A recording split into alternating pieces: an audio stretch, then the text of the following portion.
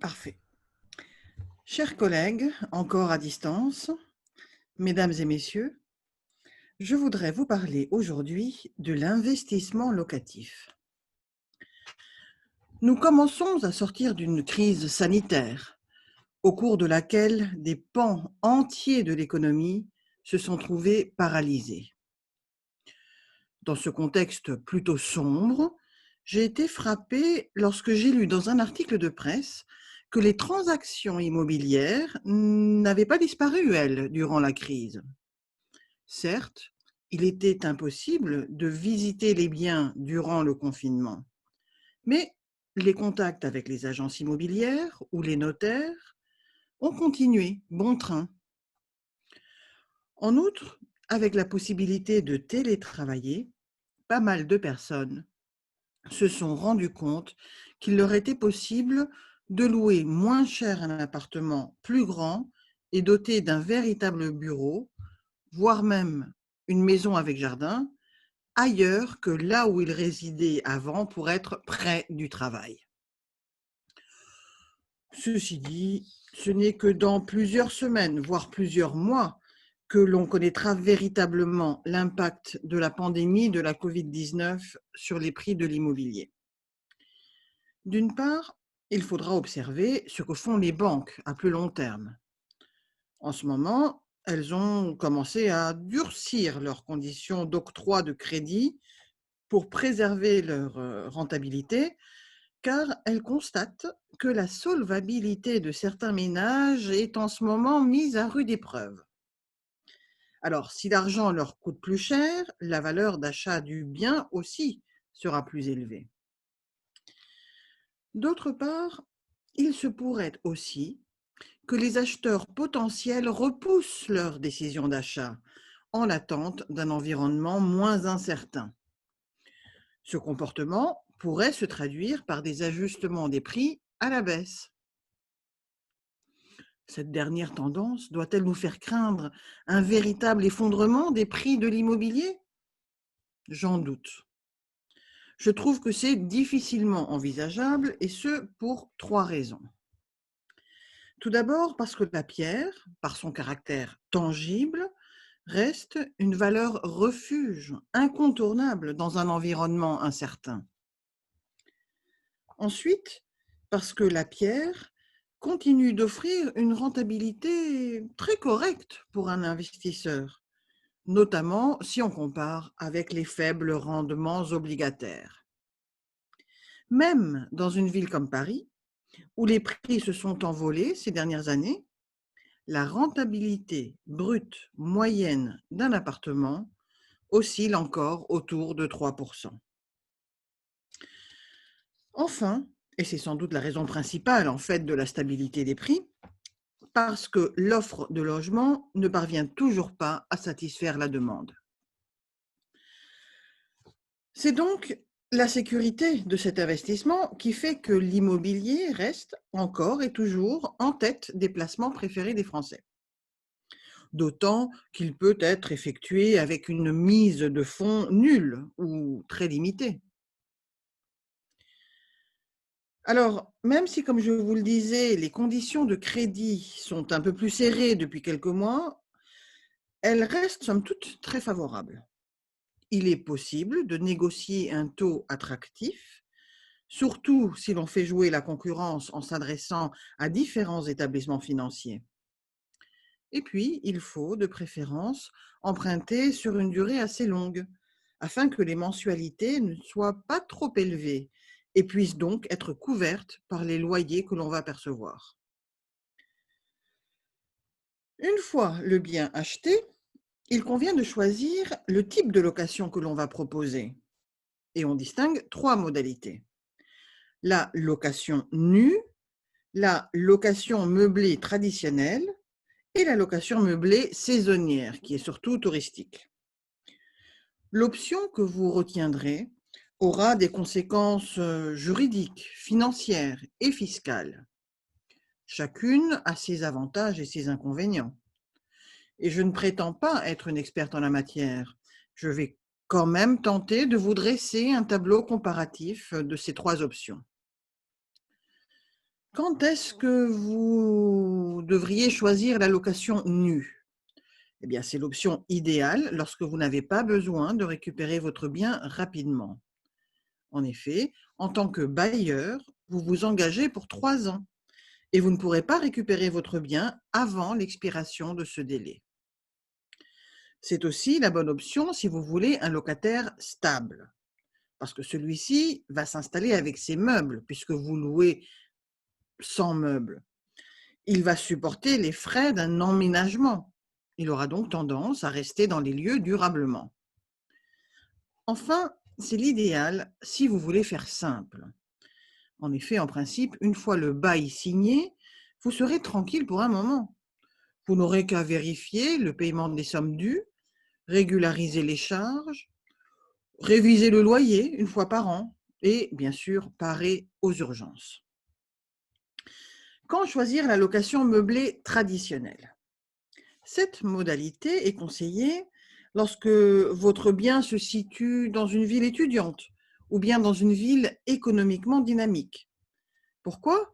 Eh bien parce que les jeunes actifs et les étudiants ne veulent pas investir dans du mobilier ni assumer des frais de déménagement. En revanche, ce sont des locataires peu stables. La durée moyenne d'une location d'un meublé à Paris en 2019 était de 204 jours sur l'année, hein. Donc vous voyez, il y a des périodes où votre bien ne sera pas loué. C'est aussi une bonne idée, le meublé traditionnel, quand vous voulez récupérer facilement votre bien, parce que le bail sera d'1 an en général, voire de 9 mois quand il s'agit d'un bail étudiant. Et il existe même, depuis l'année dernière, un nouveau type de contrat que l'on appelle le bail mobilité. Il dure entre 1 et 10 mois en fonction des besoins des locataires. Et il a été institué à cause de l'évolution dans le milieu du travail, parce que c'est la solution parfaite pour les personnes en stage, en formation ou en mission temporaire. Maintenant, quand choisir la location meublée saisonnière? Là, c'est lorsque votre bien se situe dans une zone très touristique. Et d'ailleurs, cela va vous permettre d'obtenir une forte rentabilité. Parce qu'en effet, c'est à la nuitée ou à la semaine que l'on trouve les rendements locatifs les plus élevés. Attention, si vous optez pour la location meublée saisonnière, vous devrez être prêt à vous investir dans la gestion du bien et à être très présent. Les locataires ici se comportent plus comme des consommateurs, comme des clients, plus que comme des occupants. Ils sont moins précautionneux. D'ailleurs, l'usure du bien et du mobilier sera plus rapide que dans un meublé traditionnel. Et pourtant, en saisonnier, les mêmes locataires seront très exigeants sur l'entretien, l'équipement et le confort. Et si vous êtes sur une plateforme, ils n'hésiteront pas à vous donner une mauvaise appréciation, ce qui risque de vous nuire à l'avenir. Autre source de stress, sauf si vous êtes très présent et pleinement disponible, les retards, les annulations, la nécessité de gérer les arrivées et les départs pour que la transition se fasse correctement entre un locataire et un autre, en ayant le temps, bien sûr, de bien préparer le logement pour qu'il soit tout beau, tout propre. Alors, bien sûr, vous pouvez faire appel à un service de conciergerie qui s'occuperait de toutes ces tracasseries, mais il vous en coûterait entre 20 et 25% des recettes. Voilà, j'espère avoir réussi à vous donner un aperçu de ces 3 modalités de location et que vous saurez quoi choisir le moment venu. Mais ce n'est pas tout, parce qu'une fois le bien loué, encore faut-il en toucher effectivement les loyers. Et là, mesdames et messieurs, permettez-moi de vous dire que la vie d'un bailleur n'est pas toujours rose.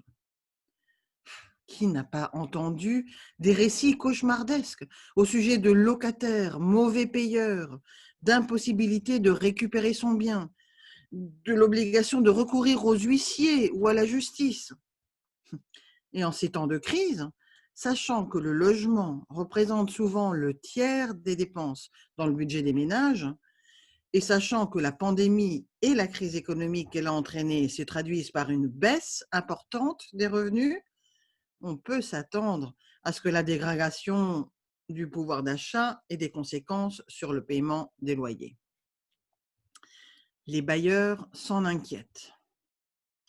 Une enquête réalisée sur une plateforme locative à la fin du mois d'avril 2020 nous apprenait que 34% des bailleurs craignaient qu'en cette période de crise sanitaire, leur locataire ne soit plus en mesure de payer son loyer. Et on peut craindre que la situation se soit encore aggravée depuis le mois d'avril. Par exemple, si vous louez à un interprète freelance des institutions européennes qui n'a plus travaillé, ou presque, depuis la mi-mars. Mais même en dehors des périodes de crise, il convient de se demander comment faire pour louer son bien en toute sérénité.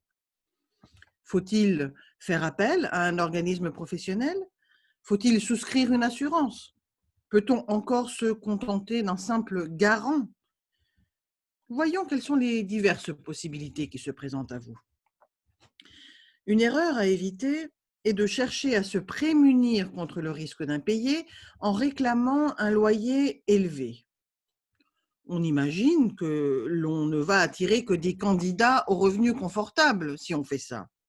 Mais cette stratégie a tendance à produire un effet imprévu, le départ prématuré des locataires qui auront trouvé moins cher ailleurs. Si l'on veut fidéliser son locataire, il vaut mieux modérer son loyer et s'assurer ainsi d'un revenu durable. Le choix du locataire est une autre étape clé quand on veut éviter les impayés. Cela passe par un examen des revenus du candidat locataire. Il faut veiller à ce que ses ressources soient au minimum équivalentes à 3 fois le loyer. Alors bien sûr, un bailleur sera toujours rassuré par un contrat de fonctionnaire ou par un CDI au sein d'une grande entreprise. Mais il ne faudrait pas non plus pénaliser les freelances ou autres travailleurs en CDD ou à la mission. Pour opérer son choix parmi les candidats, il faut établir une relation de confiance. Mieux vaut rencontrer personnellement les candidats d'ailleurs, comprendre leur motivation et leur style de vie. Et puis, enfin, il reste la technique du cautionnement. C'est très pratique, surtout lorsque l'on loue à des étudiants. Généralement, ce sont les parents ou l'un des deux parents qui se portent garant du paiement du loyer et des charges pour toute la durée du bail. Généralement, c'est très efficace. Il suffit d'un simple coup de fil ou d'une lettre, même pas en recommandé, pour débloquer la situation. Attention, petite parenthèse juridique, il faut opter pour un cautionnement solidaire et non pas simple. C'est ce qui fait que le garant est immédiatement redevable des impayés, c'est-à-dire qu'il est obligé de les payer dès que l'on se retourne vers lui pour obtenir le loyer. Voilà, quoi qu'il en soit, j'espère que si vous optez pour l'investissement locatif, vous n'aurez pas à rencontrer des problèmes d'impayés parce que c'est quand même dommage. Et je vous remercie pour votre attention.